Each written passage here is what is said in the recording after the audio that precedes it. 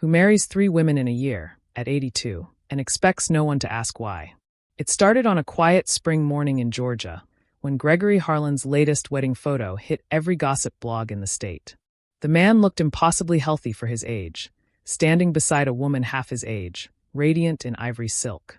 Her name was Serena Carter, and she wasn't just another name on his list, she was the third. The Harlan family's group chat exploded within minutes.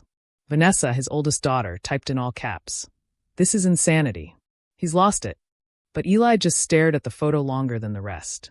Something about the woman's eyes felt familiar. The first wife, Ava, had been a surprise. The second, Naomi, a scandal. By the third, the family wasn't angry anymore, they were terrified. Because every time Gregory married, his lawyers quietly transferred more assets.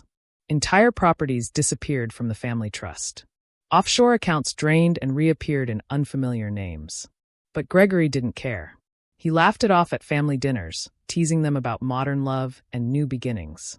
What they didn't know, what no one knew, was that each wife carried a secret he needed to bury in plain sight. At the last wedding, Eli sat quietly at the edge of the ceremony. He wasn't like the others, not yet rich, not yet corrupted. Gregory had always told him, "Don't trust appearances, boy. In this family, everyone's acting." When Serena walked by, she looked directly at him. "You must be Eli," she said. "Your mother had your eyes." He froze. No one in the Harlan family ever mentioned his mother. She had vanished when he was 6. Later that night, as the guests left, Gregory found Eli staring at the dark pond behind the estate. "You don't approve?" Gregory asked, voice calm but knowing. Eli turned. "You married 3 women in a year, Grandpa. That's not love." Gregory smiled, a slow, tired smile. "You're right. It's not about love. It's about protection." "Protection from what?" Eli didn't get to ask. Gregory patted his shoulder, turned toward the mansion, and vanished into the night like a man walking into his own secret. The next morning, Gregory Harlan was dead. No signs of struggle. No note. Just a handwritten envelope sealed with wax, addressed to my family. Inside, a single sentence. "You will all stay in this house for 30 days. Together. 30 days. Locked inside his private estate with 3 women no one trusted, and 1 grandson who couldn't stop asking questions. Eli didn't know it yet, but that letter wasn't an invitation. It was a trap, one his grandfather had built years ago, piece by piece, for the people who loved him least. Because before those 30 days ended, someone would confess, someone would break, and someone would finally tell the truth about what happened to Eli's mother. The Harlan estate sat on 20 acres of old Georgian soil, oak trees older than anyone alive, and a house so big it had wings that hadn't been opened in years. By the time the family returned for the reading of Gregory's will, the air around that mansion felt heavier. A storm was coming, and not just the one building outside. Inside the library, Gregory's attorney, a stoic man in his 60s named Mr. Lang, cleared his throat.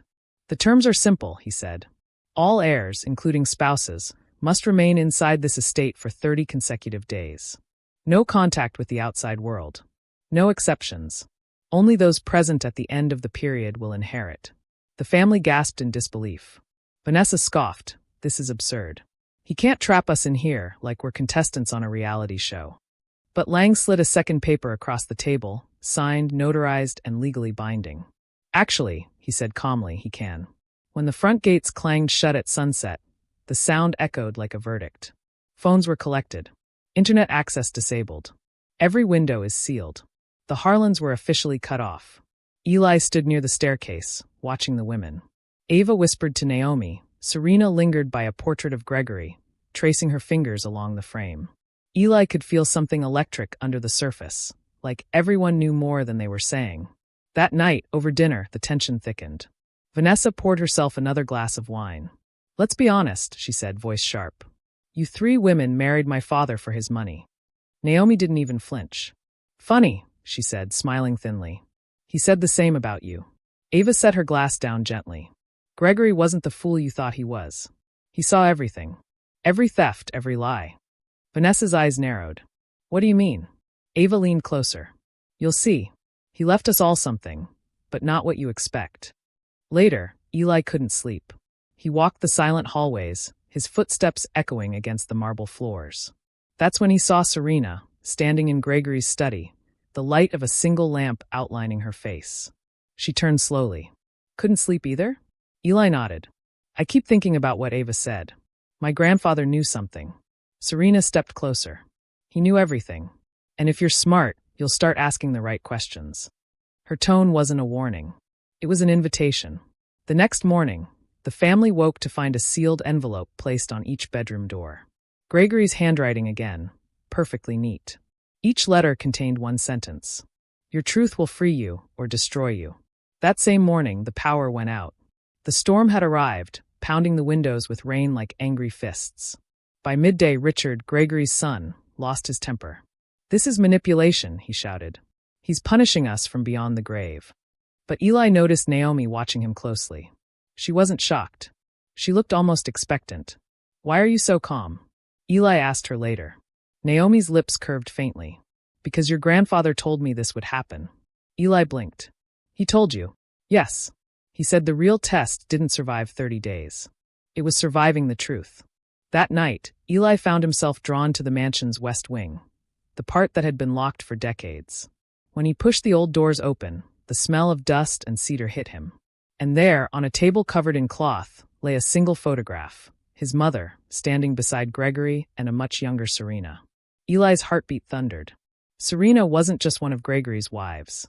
She'd been there all along, part of the family's past. He turned the photo over. On the back, Gregory's handwriting again.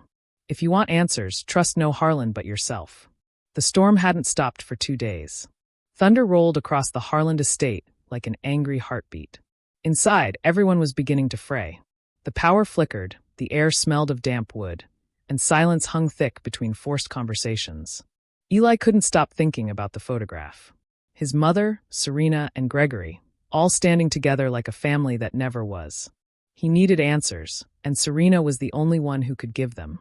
That night, while the others argued in the dining room, Eli slipped into Gregory's study again. Dust motes drifted through the beam of his flashlight. He opened drawers, flipped through ledgers, and found something strange, a small brass key labeled East Wing Storage. He hadn't noticed before, but one of the bookcases in the study wasn't flush with the wall. The baseboards behind it were newer, a fresh coat of paint on old wood. Eli ran his fingers along the edge until he felt a latch. Click. The bookcase shifted open like a door, revealing a narrow corridor that led deep into the walls of the mansion. He hesitated for a moment, hearing the wind howl outside. Then he stepped in. The air inside was colder. Dust swirled in his light. Faded newspaper clippings covered the narrow passage. Photos of his grandfather, articles about missing funds, and one that froze him in place. Local woman disappears after affair with billionaire. The woman in the photo was his mother. Eli's heart pounded. Gregory had kept this. Every article, every headline preserved like evidence. But why? Before he could study further, a faint sound echoed behind him, soft footsteps. He turned, expecting darkness. Instead, Serena stood there, a candle in her hand, face calm but eyes unreadable. I told you, she whispered. The truth was in these walls. Eli's voice trembled. You knew my mother. Serena looked down. She saved me once. And Gregory, he spent his life trying to save us both. Lightning cracked, illuminating the space between them. Past and present colliding in a flash of truth he wasn't ready for. Serena placed the candle on a shelf, her shadow flickering across the wall of clippings. Your grandfather wasn't just hiding from the world, she said quietly. He was hiding you. Eli frowned. Hiding me? From who? From his children, Serena said, turning to face him. Especially Vanessa and Richard. They weren't just greedy, they were dangerous. Gregory discovered they'd been laundering money through the foundation. When your mother found out, she threatened to expose them. Eli's pulse thudded in his ears. That's why she disappeared. Serena nodded. Gregory sent her away. Faked her death. He thought keeping her hidden would save her. But someone found out. Eli's flashlight beam landed on a locked metal cabinet at the end of the passage. It looked newer than everything else, out of place among the dust and cobwebs. The brass tag read, Private GH. Serena's eyes widened. I've seen that before, she murmured. He told me never to open it. Eli exhaled. Which means we definitely should. They forced the cabinet open. Inside were neatly organized binders labeled with years, 1989 to 2005. Gregory's handwriting, meticulous as ever. Photos, transaction ledgers, old contracts, and then, tucked between them, a manila envelope marked evidence. Eli tore it open. Inside were copies of police reports, stolen assets, bank transfers, all linked to Richard and Vanessa Harland. Eli whispered. He knew everything. Serena nodded. He was building a case. But he didn't trust the system. He trusted time. This house, this will, these 30 days, they're not punishment. They're exposure. Thunder rattled the walls above them. Footsteps echoed faintly from the hall beyond the secret door. Someone else was awake. Serena blew out the candle, plunging them into darkness. A faint whisper slipped through the crack in the bookcase. Vanessa's voice. Eli, are you in there? He froze, clutching the files. Because if you are, she said softly, you've just made a very expensive mistake. Vanessa's heels clicked softly against the marble floor outside the study. Eli held his breath. The files in his hands felt heavier now, like holding the truth could burn. Serena stayed perfectly still beside him, her eyes fixed on the narrow beam of light spilling through the door's crack. Then came the sound of glass breaking. A pause. And Vanessa's voice, low and sharp. I know you found something, Eli. Father left that study locked for a reason. She let the words hang there before whispering. You're just like your mother, curious enough to get yourself killed. Serena's hand gripped Eli's wrist. Her eyes said don't move. When Vanessa finally left, Serena exhaled shakily. She knows, she murmured. Eli whispered. Then we're running out of time. They took the files to Eli's room upstairs, spreading them across the bed like a crime board. There were dozens of pages, proof that Gregory's own children had stolen millions from his charity. But something else caught Eli's eye, a hospital report from 1998. The patient's name was blacked out, but the emergency contact read, Gregory Harland. Serena leaned closer, eyes narrowing. That's your mother's file. Before Eli could respond, the lights flickered again, and then went out completely. Total darkness. From somewhere in the house came the sound of a door slamming. Then a scream. Eli grabbed the flashlight and bolted into the hall. The scream had come from the east wing, near the old servants' quarters. He and Serena ran through the corridor, the storm raging outside, thunder shaking the glass. When they reached the source, they stopped cold. Naomi was standing in the doorway of an old storage room, her hands trembling. Inside, one of the family portraits had been slashed to pieces. Vanessa stood behind her, face pale. Who would do that? She whispered. Naomi's voice cracked. This isn't vandalism. It's a message. Eli's flashlight landed on something written across the torn canvas, in bold black paint. I see everything. Eli's stomach turned. Someone's trying to scare us. Naomi whispered. Or someone's trying to finish what Gregory started. Serena stepped forward slowly, her expression tightening. He planned this, the will, the lock-in, the secrets. But he didn't plan for someone else to play the game. Thunder rolled again, and Eli felt it, not fear, but realization. If Gregory had built this mansion to protect his truth, someone inside was now using it to destroy it. The storm still hammered the Harland estate, shaking windows that hadn't opened in decades. Sleep was impossible. Everyone stayed in the grand parlor that night, pretending the torn portrait and painted threat didn't exist. Eli watched the firelight flicker across their faces. Naomi pacing, Vanessa silently sipping brandy, Serena staring into the flames like she could see Gregory's ghost inside them. He couldn't stop wondering who had written the message. There were only 9 people in the house, but the words I see everything felt bigger than any of them, like the mansion itself had come alive. Naomi finally broke the silence. Someone's sneaking through this house at night. I hear footsteps above my room every hour. Vanessa rolled her eyes. Old houses make noise. Naomi snapped. Old houses don't write threats in paint. Eli looked up. There are hidden passages. I found one behind the study. Vanessa's glass froze halfway to her lips. Behind the study? Yeah, Eli said. Gregory built them himself. Maybe whoever wrote that message used them. For the first time, Vanessa's mask slipped. She whispered. He said no one was supposed to find those. Lightning flared through the windows, followed by a deafening crack. The lights flickered, and when they steadied again, the family portrait above the fireplace had changed. Someone had replaced the slashed canvas with a photograph, a single image, printed in black and white, Gregory, his 3 wives, and Eli's mother. Vanessa gasped. That wasn't there 5 minutes ago. Serena rose slowly, voice low. He's forcing us to remember. Naomi crossed herself. Or warn us. Before anyone could move, the grandfather clock struck midnight. The chime echoed too long, too loud, until Eli realized it wasn't a chime at all. It was a recording playing from somewhere inside the clock. He opened the glass door, reaching past the pendulum. A small speaker glowed red. Then Gregory's voice filled the room, calm and deliberate. If you're hearing this, it means the game has begun. Trust only the truth, not the people. The room froze. Even the storm seemed to pause outside.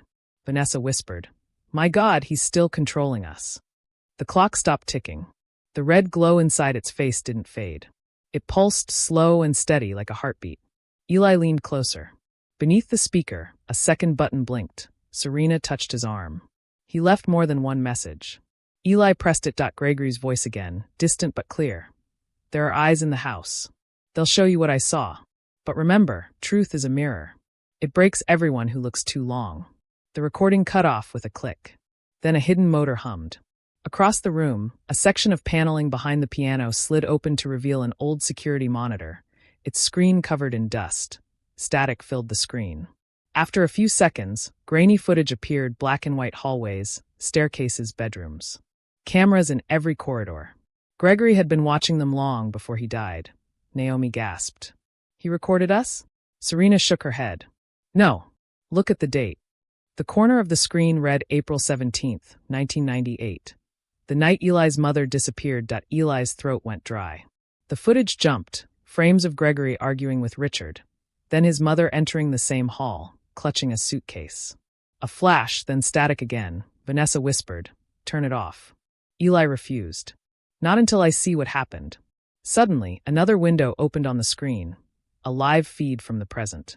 Someone was moving through the East Wing right now. Flashlight beams slicing through the dark. Naomi's voice trembled. "That's not one of us." The figure paused, turning toward the camera. A mask of white porcelain stared back. Then the feed went black. Serena whispered, "He's still in the house." Eli grabbed the brass key from his pocket. "Then that's where we go next." Vanessa stepped between them, shaking her head. "You're not chasing ghosts. We wait for morning." Eli looked toward the storm outside. Morning might not come for everyone. Eli didn't wait for permission. The brass key was cold in his palm as he and Serena stepped into the East Wing corridor.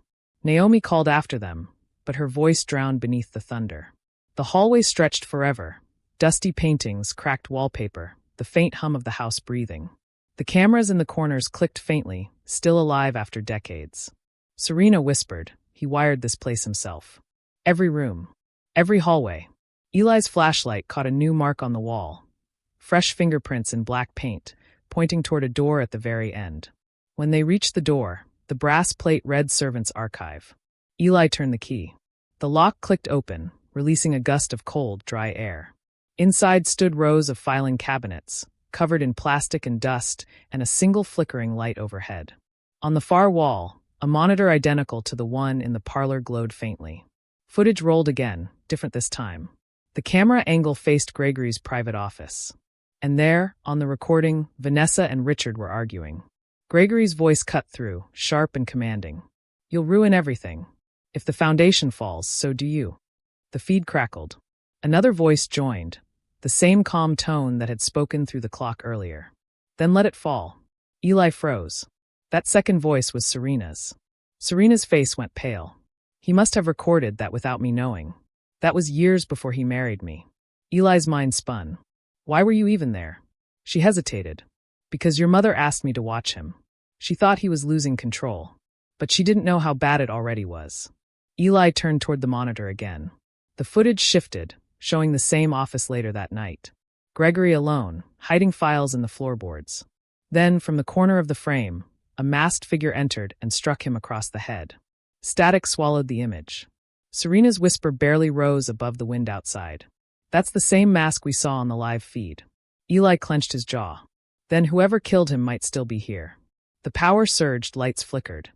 And suddenly the monitor displayed a new line of text, typed across the black screen. "Some secrets don't stay dead."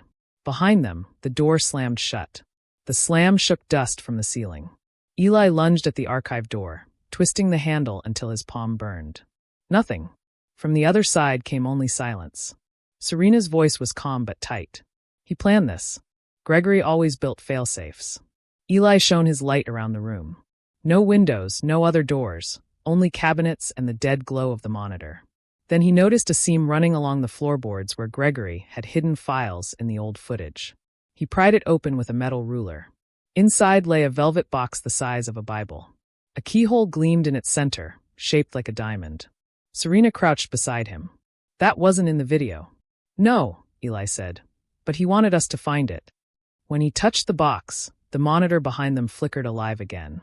Gregory's recorded voice whispered, "If you're in the archive, you're close. What's inside that box will tell you who killed me, and who I really was protecting." The screen flashed an image of 3 signatures, Vanessa, Richard, and Gregory's. Then static. Serena swallowed. They forged something. Eli's jaw tightened. A second will. A scraping sound echoed from the far side of the room. The metal filing cabinets began to tremble, one drawer at a time sliding open as if pulled by unseen hands. Papers spilled across the floor, bank transfers, deeds, medical records. Among them, Eli spotted one dated October 2005. Death certificate, Rachel Harland. His mother. But the certificate wasn't signed by any coroner. The signature at the bottom belonged to Richard Harland. Serena whispered. He declared her dead himself. Eli felt the ground tilt beneath him. He didn't just steal money. He erased her. A faint click came from the velvet box. It opened on its own. Inside was a single photograph. Gregory standing beside a young Richard, both smiling, and in Gregory's hand a revolver. Underneath the photo lay a brass diamond-shaped key. The same design as the keyhole on the hidden door in the West Wing. Serena met his eyes. "He left us a weapon and a path." Eli pocketed the key. "Then we find that door." Behind them, the monitor lit up one final time, showing live footage of the West Wing hallway and the masked figure waiting there. Rain thudded against the mansion roof as Eli and Serena reached the West Wing. The power had died again, leaving the halls lit only by their flashlights. The air smelled faintly of mildew and old cedar. The door waited at the end of the corridor, exactly as the monitor had shown, massive iron-bound, with that strange diamond-shaped lock at its center. The masked figure was gone now, but muddy footprints led straight up to the threshold and stopped.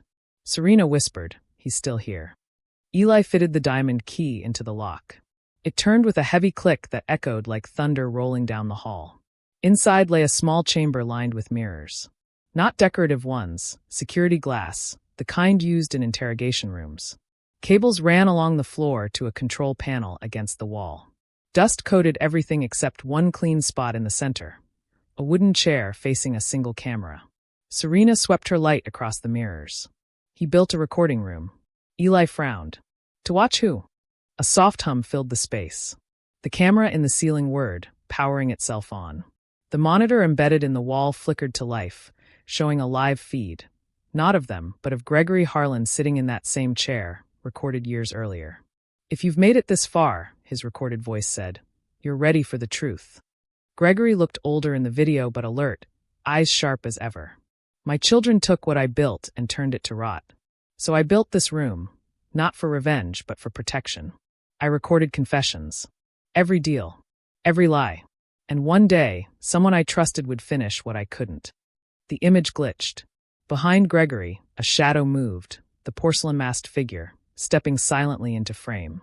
Gregory didn't turn. "If you see him," Gregory said, voice lowering, "it means the past has come to collect." The video cut out. The mirrors flickered, and suddenly one of them showed a live reflection that didn't match their movements. In the reflection, the masked figure stood right behind them. Eli spun, flashlight sweeping the room empty. But the reflection stayed. The figure tilted its head, a porcelain mask gleaming under the beam. Then, without sound, it raised a hand and pointed towards Serena. She whispered, "Why me?" Eli stepped in front of her. "Because you know something you haven't told me yet." Her lips parted, breath shaking. "Your mother didn't just run, Eli. She was never supposed to leave this house alive." The reflection in the mirror didn't fade. The masked figure stood motionless behind them in the glass, but in the room itself, nothing. No sound. No breath. Only the creak of the old mansion settling. Eli could feel Serena trembling beside him. "What do you mean she was never supposed to leave?" he demanded. Serena's eyes glistened under the dim beam of the flashlight. "Your mother, Rachel, she wasn't Gregory's mistress. She was his wife." Eli blinked. "That's impossible. He married her before all this." Serena nodded. "Secretly. He hid it from everyone because she was black, and his board threatened to ruin him. When she got pregnant with you, Vanessa and Richard panicked. They forged papers, tried to disinherit her. Gregory hid her here to keep her alive. Eli's throat tightened. Then why did she disappear? Serena's voice broke. Because I failed her. She trusted me to deliver proof of the forgery to the police. But Richard found out. He trapped us in this room. Your mother distracted him long enough for me to escape. When I came back with help, she was gone. The mirrors flickered again. The masked figure stepped closer in the reflection until its porcelain face filled the glass.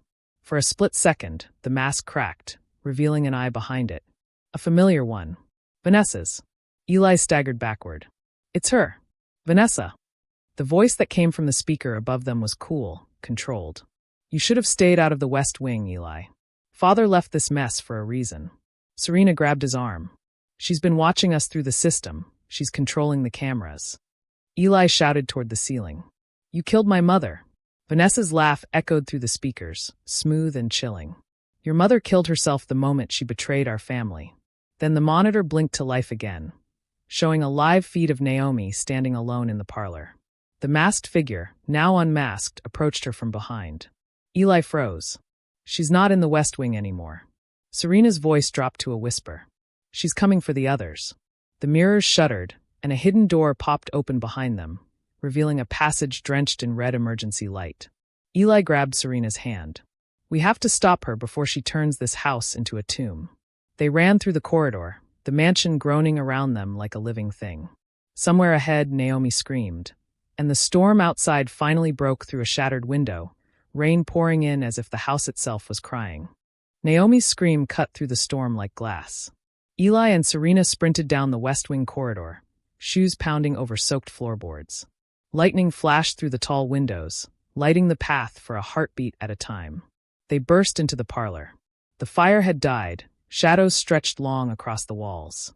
Naomi stood in front of the fireplace, one arm bleeding where shards of glass had sliced her skin. The grand portrait above the mantel, the one of Gregory and his family, had been torn down completely.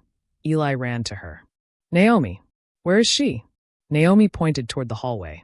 Vanessa, she came out of nowhere. She said Gregory left everything to the wrong bloodline. Then she swung the poker at me. Serena pressed a handkerchief against Naomi's arm. She's losing control, she muttered. Vanessa always believed blood was everything. Eli glanced toward the staircase. Then she's going after Richard next. He's the only one who can prove what they forged. A sharp metallic clang rang out upstairs. The chandelier trembled. Naomi whispered, She's not just after him. She's hunting everyone. Eli's flashlight beam swept the room, landing on a trail of wet footprints leading toward the grand staircase. At the base, a revolver lay abandoned, its barrel still warm. Serena stared. That's Gregory's gun. Eli bent to pick it up, voice tight. Then it's time someone used it for the right reason. They climbed the stairs, the storm's rumble masking every sound except their breathing. Halfway up, a door creaked open on the landing. Richard stumbled out, shirt torn, face pale. She's gone mad, he gasped. She thinks killing me erases the proof. Eli leveled the gun. She forged the will with you. Where is she, Richard? He shook his head. It wasn't just her. Someone helped, someone Father trusted. Before Eli could ask, a deafening crack split the air. The mirror at the end of the hall shattered from a bullet. Richard jerked backward, collapsing against the banister, blood blooming through his shirt. Serena screamed. The masked reflection flashed in the broken glass, Vanessa's cold eyes watching. Eli dragged Serena and Naomi behind the railing, heart hammering. The mansion had turned into a war zone. Echoes of Gregory's paranoia come to life. Serena whispered, He built this house to expose them. Now it's his children who are finishing the job. Eli clenched the revolver, voice low. Then we finish it first. The gunshot still echoed through the mansion's bones. Eli crouched beside Richard's body, the smell of gunpowder thick in the air. Serena pressed a trembling hand to his shoulder, her flashlight beam darting over the walls. Naomi covered her mouth, whispering, He said someone Gregory trusted helped them. What if it wasn't just the children? Eli stood, fury flashing behind his eyes. Then we find out who. He turned toward the hallway. Vanessa's not done yet. The wind outside howled through shattered glass as they followed the footprints down the corridor, bare, wet prints leading to the gallery wing. Each one smaller, lighter. A woman's dot at the gallery door. A faint melody drifted through, soft, humming, familiar. Serena froze. That song. Rachel used to hum that when she was afraid. Eli pushed open the door. The gallery's portraits loomed in the flashlight beam, rows of painted ancestors staring down, eyes sharp and judgmental. And there, in the center, stood Vanessa, no mask this time, her hair soaked, pistol trembling in her grip. "You shouldn't have come here," she said, voice shaking between anger and despair. "He left me nothing. He left it all to you, to them." She gestured toward Serena and Naomi. "The wives. His charity cases." Eli aimed at Gregory's revolver. "Put it down, Vanessa." Her lips curled. "Do you even know what you're defending? That old man ruined this family long before I touched a cent." The lights flickered. A projector in the corner sputtered to life, unspooling film across the far wall. Gregory's voice filled the gallery once again. "If my children stand here now, it means the truth has finally cornered them." The footage showed Gregory seated at his desk, a document before him, his real will. He signed it, then looked directly into the camera. "To my wives, Serena, Vanessa, and Naomi, you are the guardians of my legacy. But to my bloodline, may you finally face what you've done." Vanessa's pistol hand began to tremble. "No," she whispered. "He lied to everyone. He can't do this." Serena stepped forward. "He already did. We were never the threat. You were." Vanessa screamed and fired, once, twice. The shots shattered two portraits behind Serena. Eli raised his revolver, but didn't pull the trigger. "You've done enough damage." She took one step back toward the window, and the storm did the rest. Lightning struck the metal frame. A crack of light, a scream, and Vanessa collapsed, her gun clattering to the floor. Rain poured through the shattered glass, hissing over the carpet. Silence followed, broken only by the projector's soft whirring. Serena whispered, "It's over." Eli shook his head. "No." Gregory said someone else helped her. "That means the real secret's still buried." Rain hammered against the gallery windows, wind howling through the shattered glass. The air smelled of ozone and smoke. Vanessa's body lay crumpled by the window, her eyes frozen open in disbelief, still reflecting the projector's flickering light. Eli stood motionless, the revolver heavy in his hand. Serena reached out, gently lowering it. "It's done, Eli. You don't have to fight ghosts anymore." He shook his head. "That's just it. The ghosts are what's keeping us here." On the wall, the final seconds of Gregory's film looped over and over. His signature, his stare into the lens, and then a faint whisper that hadn't played before. "The truth lives below." Naomi frowned. "Below? You think he meant the basement?" Eli holstered the revolver. If Gregory hid anything from his children, it would be somewhere only he controlled. They found the basement door in the servants' hall, a rusted metal hatch half buried behind old wine crates. The lock was new, polished. Gregory had changed it recently. Eli fitted the diamond-shaped key into the latch. It turned easily, the mechanism clicking like a heartbeat. A stairwell yawned beneath them, spiraling down into total darkness. The smell hit first, earth oil, something metallic, almost like dried blood. Serena gripped his arm. Gregory never let anyone down here. Eli's flashlight beam cut through the dark. Then this is where the truth dies, or where it starts breathing again. They descended slowly, steps groaning under their weight, shadows shifting along the stone walls. At the bottom, the flashlight revealed a large underground chamber, part workshop, part bunker. Files lined the walls in neat steel cabinets, labeled by year. But at the center of the room stood something stranger.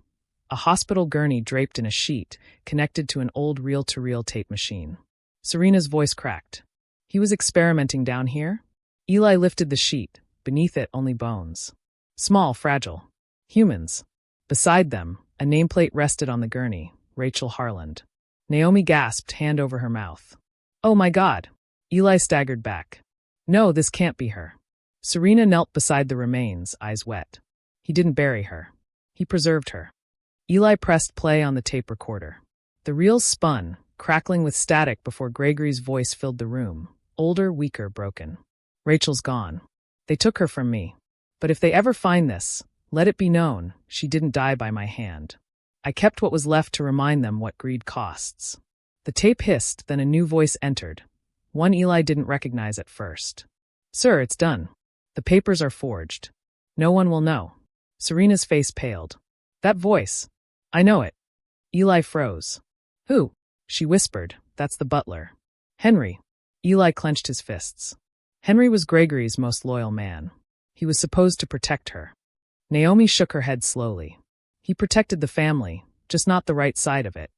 From the far corner of the basement came a sound, soft, dragging footsteps. A figure emerged from the shadows, frail and pale, wearing an old butler's coat. His eyes glinted like shards of glass. "Master Eli," Henry rasped, "you were never supposed to come down here." The air in the basement thickened as the old butler stepped into the light. Henry's gray hair was plastered to his forehead, his skin ghost pale under the flicker of the flashlight. His eyes, once gentle, were glassy and hollow, like he'd seen too many graves. Serena steadied herself against a cabinet. "Henry, you're alive?" He smiled faintly. "Alive, yes. Free. Never." Eli gripped the revolver, his voice sharp. "You forged my mother's death certificate. You helped them hide her." Henry didn't flinch. "I helped keep this family alive, boy." Gregory ordered it. The words hit Eli like a slap. "Gregory? He told you to fake her death." Henry nodded slowly. "He said it was the only way to protect her." Naomi stepped forward, voice trembling. "Protect her from what?" Henry's gaze drifted toward the far wall, where an iron door was bolted shut. "From Gregory's children, and from herself." He gestured toward the gurney. "Rachel discovered something she wasn't supposed to. Your mother found the offshore accounts, the shell companies Gregory used to hide money from his own board. She wanted to turn him in." Serena whispered, "That's why they called her a traitor." Henry's expression darkened. Gregory panicked. He said the only way to save her life was to make her disappear. "So I helped him fake her death, and he locked her down here until he could fix it." Eli's stomach twisted. "You buried her alive." Henry's voice cracked. "It wasn't supposed to last long. But when Gregory had his stroke, no one knew she was here. The staff left. The house was sealed. By the time I came back..." He stopped. His eyes filled with tears. "She was gone." Serena's flashlight trembled. "Gone? You mean she escaped?" Henry's silence was answer enough. Eli stepped closer. "Where did she go, Henry? Tell me." The old man reached into his jacket and pulled out a rusted key, placing it in Eli's hand. "She left a recording. Said it was for you." His gaze softened. "Your mother didn't die for nothing, son. She died trying to save you from all of this." Eli stared at the key. It was small, carved with the same diamond insignia as the others. "Where does it lead?" Henry pointed toward the bolted door. "Behind there. Her voice is waiting." He turned to leave, but Serena called out, "Henry, why stay hidden all these years?" He paused at the stairs, shoulders slumped. "Because guilt ages faster than time." Then he disappeared up the stairwell, leaving only the echo of his footsteps and the rain above. Eli approached the iron door, the key shaking in his grip. Naomi whispered, "Are you sure you're ready for this?" He met her eyes, jaw tight. "I've waited my whole life." He turned the key. The lock clicked, and the door creaked open. The iron door moaned open, hinged crying like something alive. Cold air rushed out, thick with dust and the faint scent of lilac, Rachel Harlan's favorite perfume. For a moment, Eli just stood there, breathing it in, as if her memory had been waiting for him. The flashlight beam cut through the gloom, revealing a small, windowless chamber. A narrow cot sat against one wall, a vanity mirror opposite it, and beside that, an old tape recorder on a wooden desk. The reel still gleamed faintly under the dust. A label read, for Eli. "Play when you're ready." Serena's voice trembled. "She made this for you." Eli knelt beside the recorder, hand shaking as he pressed play. The tape hissed, then a voice, soft, warm, unmistakably his mother's, filled the room. "If you're hearing this, my son, it means I couldn't get out." Eli closed his eyes, tears stinging. "I wanted to tell you the truth about your grandfather before his empire swallowed you too. Gregory built everything on lies, money stolen, names erased. He loved me, yes, but love doesn't wash blood from marble floors." The tape clicked softly as if she'd paused to breathe. "They told me to stay quiet, to protect you. But silence has a price. So I hid the documents in the one place they'd never look, the vault under his study. It holds proof of everything, the accounts, the bribes, the murders. Find it and end this curse." Serena pressed a hand to her mouth. "A vault under the study?" Naomi whispered. "He made the entire house a map." Eli gripped the edge of the desk. "She wasn't trapped here. She was preparing me." The tape crackled again. "If they tell you I abandoned you, don't believe them. I loved you enough to disappear. The truth is the only inheritance worth keeping." A long silence. Then, faintly, a noise, metal dragging against stone, the sound of a door opening, and a woman's gasp. The recording ended there. Eli's heart pounded. That was the night she vanished. Serena nodded. And the vault, if it's still sealed, that's where Gregory hid everything. Naomi looked toward the stairs. Henry must have known. That's why he gave you the key. Eli stood, wiping his face. Then we finish this. Tonight. He pocketed the tape and turned toward the door. But as they stepped back into the basement, the lights flickered once, twice, and died completely. From somewhere above, a slow, rhythmic banging echoed through the mansion, metal against wood, like a hammer on a coffin. Serena whispered, "Please tell me that's the wind." Eli shook his head, voice low. "No. Someone else is still here." They exchanged a look. "Then whoever's left," Eli said, "is guarding that vault." The sound of metal pounding from above didn't stop. It grew steadier, slower, deliberate, like someone was driving nails into wood. Eli gripped the flashlight, his mother's tape still clutched in his other hand. The message had changed everything, but now it was a race against whoever was still alive in the house. Serena whispered, "If the vault's under the study, we'll have to cross the main hall. That's where Vanessa fell." Eli nodded. "Then we move fast and stay quiet." Naomi hesitated near the stairs, blood still drying on her arm. What if it's Henry up there again? Eli's jaw tightened. Then he'll finish what he started, or I will. They climbed, each step creaking like a warning. The study door was half open when they reached it. The fire had long since died out, leaving only the faint smell of burnt whiskey and rain. The grandfather clock stood silent in the corner, its face cracked down the middle like an old scar. Eli crossed the rug and knelt where the floorboards creaked differently, a hollow space.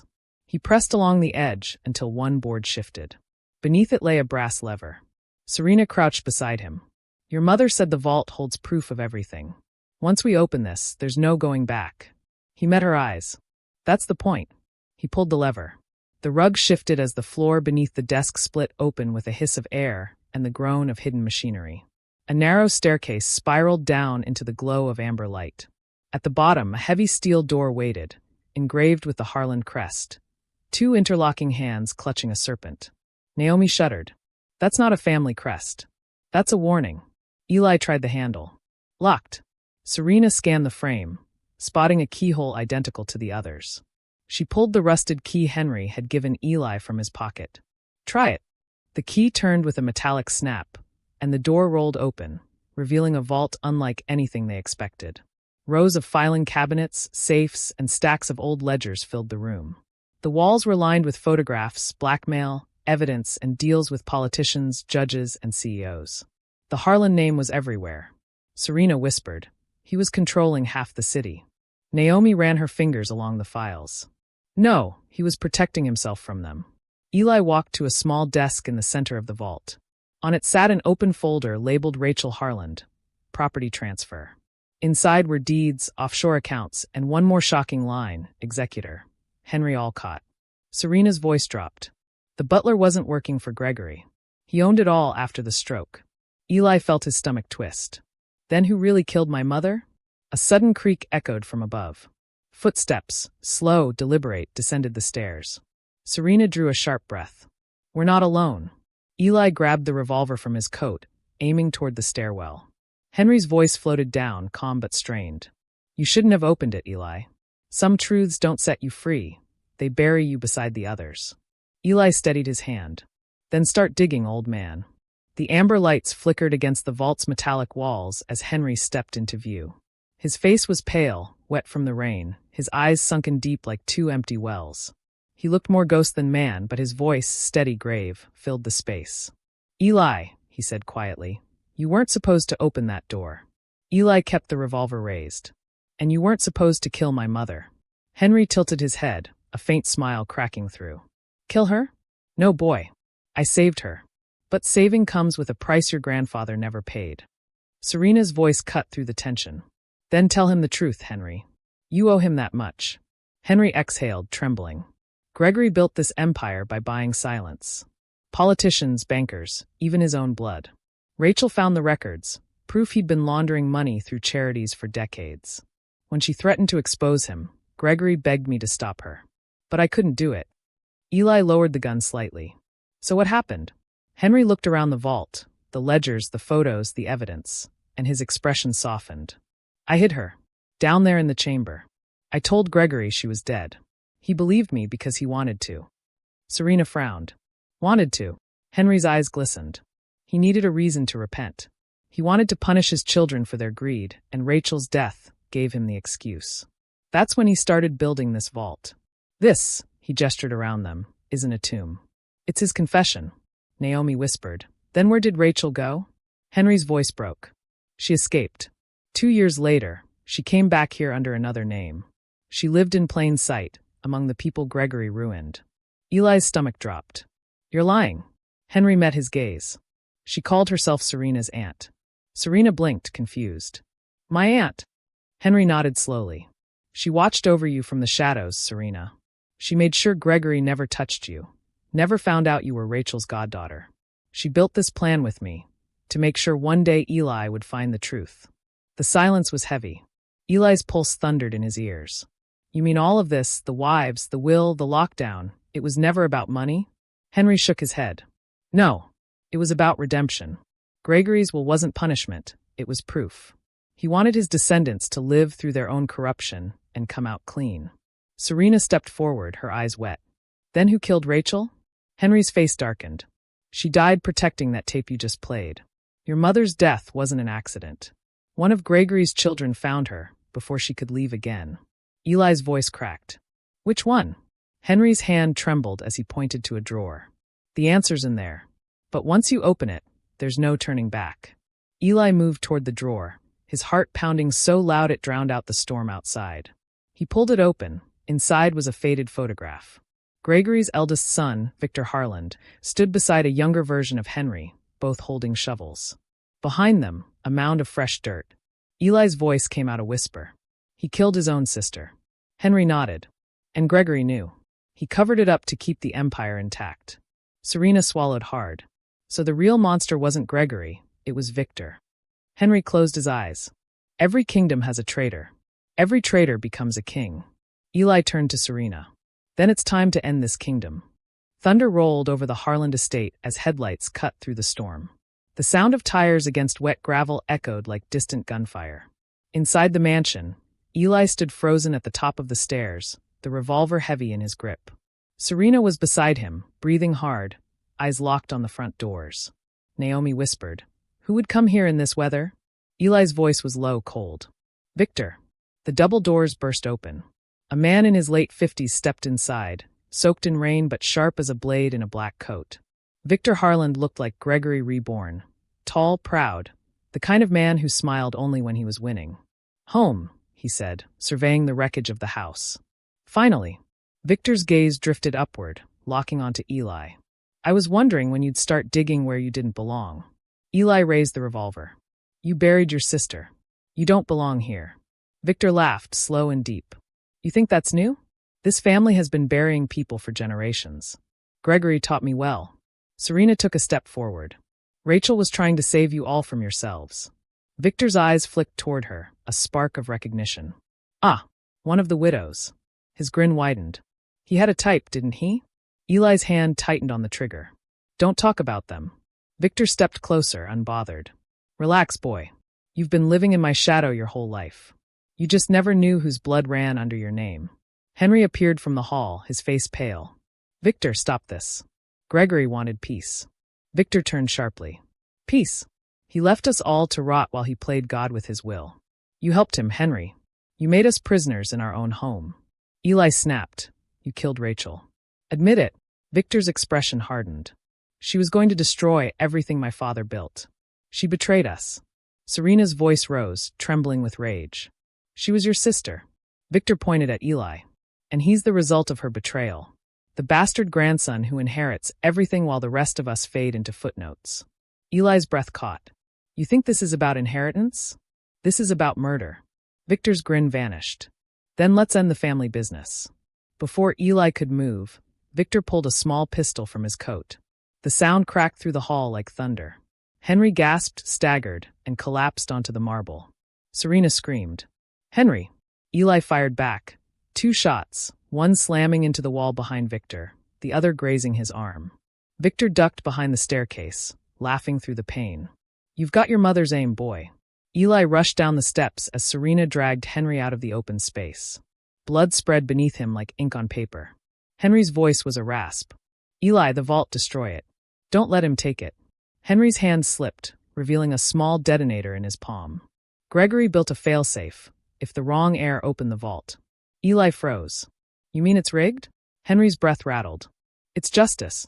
Victor's voice echoed from the shadows. "Don't listen to him.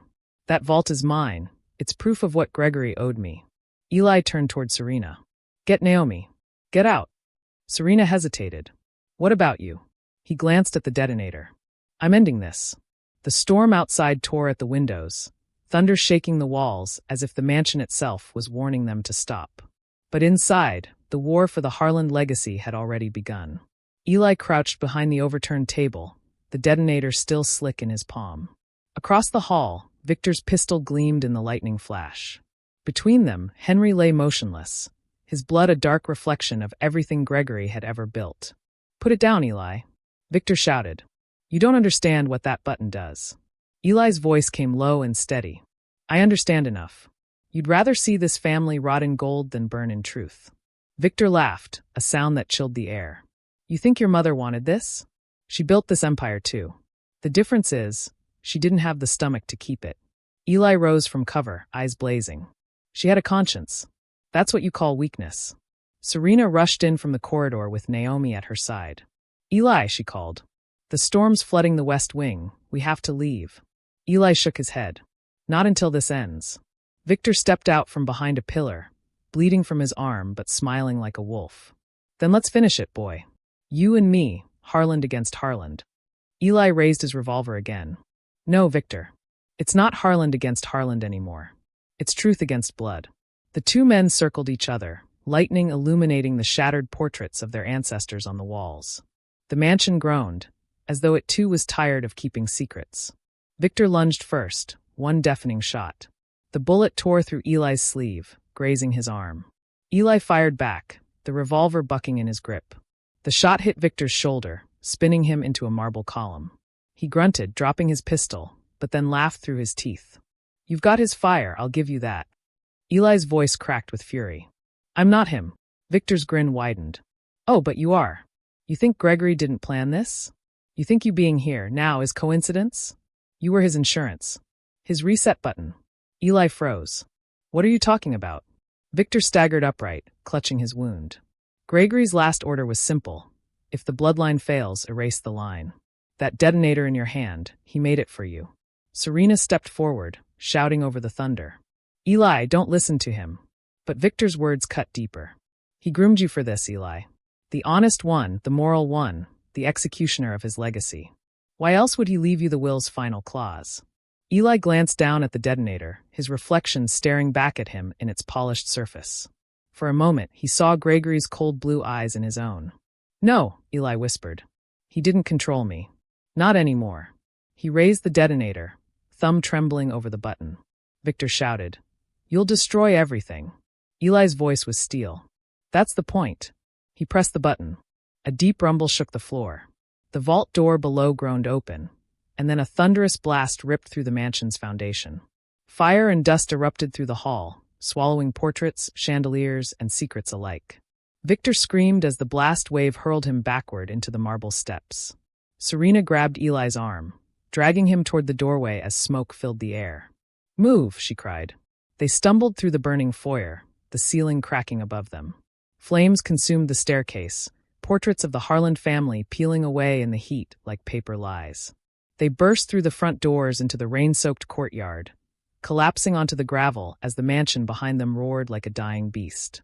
Eli looked back, just long enough to see the roof cave in, taking generations of corruption with it. Victor was gone. Henry was gone. Gregory's empire was nothing but ash and inheritance turned to smoke. Serena rested a hand on his shoulder. "You did it." Eli stared at the flames. "No, we did. Gregory built a prison. We just burned the bars." The rain hadn't stopped, but the fire finally had. The once mighty Harland mansion was now a blackened skeleton against the night sky, its pillars cracked, its roof caved in, its legacy turned to soot. Eli stood barefoot in the wet gravel, the revolver gone, The detonator melted in his hand. Serena and Naomi sat beside him, wrapped in blankets taken from the emergency responders who had finally arrived. Red and blue lights pulsed across the ruins, but to Eli, the world had gone quiet. A firefighter approached, holding a charred metal box. "We found this near what used to be the study. Names etched on it." Eli took it, his heart skipping as he brushed away the ash. There it was, burned into the lid, Elijah Harland. Serena leaned forward. "Gregory left you something?" Eli nodded slowly.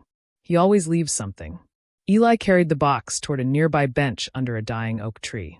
His hands trembled as he twisted the lock. Inside, wrapped in fireproof cloth, was a single envelope, yellowed with age, sealed with black wax. Serena sat beside him. "You sure you want to open that now?" He looked at her, his voice steady but distant. "If I don't open it tonight, I never will." He broke the seal. The letter inside was handwritten, the ink slightly faded, but the words still sharp, still Gregory. "My dear Eli, if you are reading this, it means the house has fallen, and you've done what I never could. You've set us free." Eli's throat tightened as he read on. "I built an empire to protect my family, but in doing so, I destroyed it. Your mother saw it coming. She begged me to stop. I couldn't. I was too proud, too afraid of losing control. When I married those women, it wasn't out of greed or madness. It was to protect what little humanity I had left. Each of them represented the conscience I'd buried, the truth I'd ignored. They reminded me of what your mother fought for: decency, compassion, balance." Serena's eyes softened. He wasn't protecting his fortune, he was protecting his guilt. Eli exhaled, reading the final lines aloud. "You will inherit nothing of my wealth, because it was never real wealth to begin with. What I leave you instead is knowledge of how power poisons love and how truth burns everything it touches. Build something better, Eli. Not for me, not for them, for her." At the bottom, a single name was written in trembling script. Rachel. The wind picked up, carrying ashes from the ruins into the night sky. Eli folded the letter and tucked it into his jacket. Serena asked softly, "What will you do now?" He looked back at the burning skeleton of his family's home. "Start over. Somewhere they never reached." Naomi joined them, her voice calm but firm. "The estate's gone, but the truth isn't. You should tell the world what Gregory did, what he tried to fix." Eli shook his head. "No. The world already knows men like him exist. What they don't know is that they can end." Serena smiled faintly through her exhaustion. "Then that's your inheritance." The storm eased into a cold drizzle as dawn crept over the horizon. The Harlan mansion was now little more than smoldering rubble. Its marble bones blackened, its grandeur swallowed by the night. But amid the ruins, something small still glimmered through the smoke. Eli noticed it first, a faint pulsing red light near where the study once stood. "Wait here," he told Serena and Naomi. He trudged back through the wet ash, boots sinking into the mud, every step heavier than the last.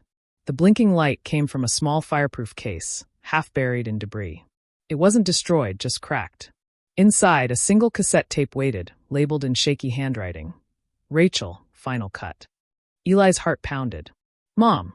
He carried the tape back to the bench beneath the oak tree. Serena and Naomi looked up as he approached, their eyes widening. Serena whispered, "Is that?" Eli nodded, sliding the tape into the recorder from the emergency kit. He pressed play. For a long moment, there was only static. Then Rachel's voice broke through, faint but clear, trembling yet strong. "If this message survived, it means the truth is finally free." Eli's breath caught. Serena grabbed his hand. Naomi leaned closer, eyes wide. "Eli, I never wanted you to inherit the Harlan curse. Gregory thought he was protecting us by marrying those women, but he wasn't protecting them, he was protecting you." Serena's brow furrowed. "Protecting him from what?" The tape crackled again. "Each of those women carried a piece of our story. One knew the truth about my disappearance, one knew about Victor's crimes, and one knew you were alive. They weren't wives, Eli. They were witnesses. Gregory married them to keep them safe, from his children, from Victor, from the men who funded his empire. He used his fortune to hide their identities, to buy them freedom in plain sight. But he knew the truth wouldn't stay buried.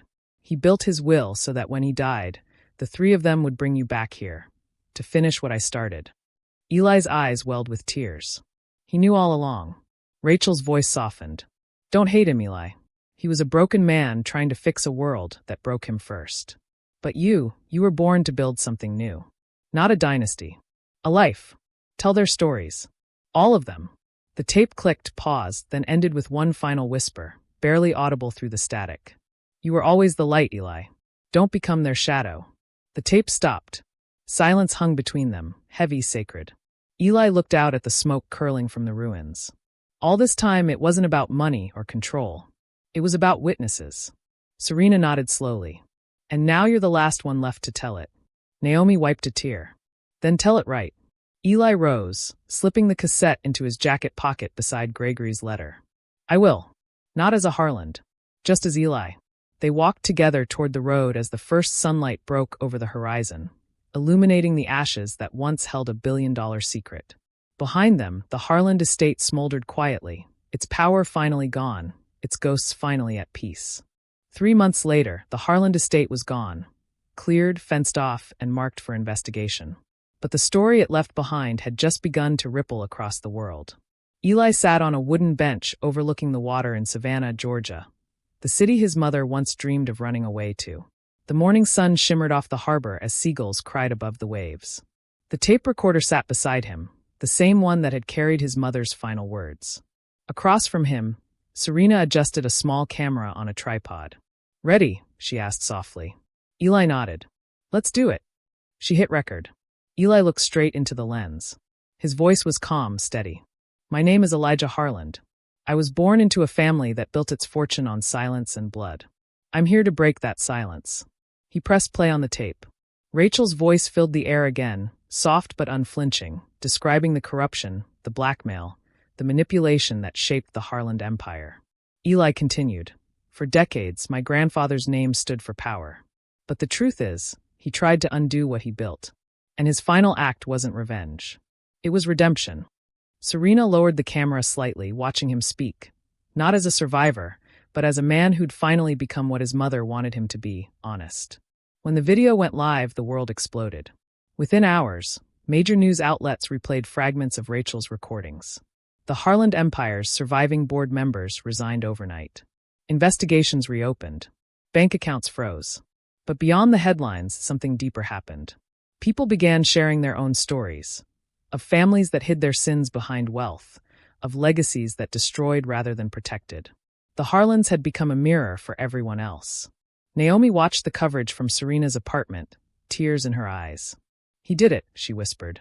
Serena smiled. He didn't just end it. He rewrote it. Weeks later, Eli returned to the ruins one last time. The estate was silent. Flowers had begun to grow through the cracks in the marble foundation. Where the vault once stood, sunlight poured through the open ground. He placed the old cassette tape and Gregory's letter in the soil, side by side. This is where it ends, he murmured.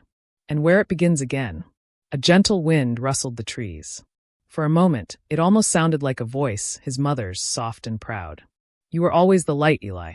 He stood, turned toward the horizon, and walked away, leaving behind not just a mansion, but a name that no longer owned him.